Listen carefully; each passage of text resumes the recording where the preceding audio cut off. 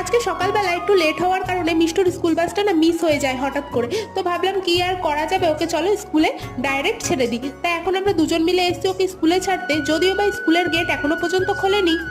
School থেকে ছেড়ে বাড়ি আসার পথে একটা মাছ বাজার পড়ে, তা এখন ওই মাছ বাজারেই এসেছি একটু মাছ নিতে।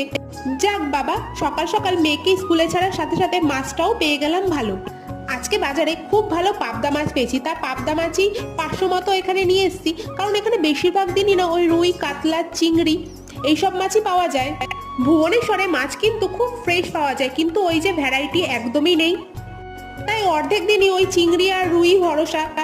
মাছ কাটা ধোয়া ধুই কমপ্লিট। এখন হাজবেন্ডকেও ব্রেকফাস্টটা তাড়াতাড়ি দিয়ে দিলাম, কারণ ওর রয়েছে অফিস। বিকাল বিকাল করে অ্যামাজন থেকে পাঠিয়ে দিয়েছিল বিরাট বড় বক্সে একটা পার্সেল।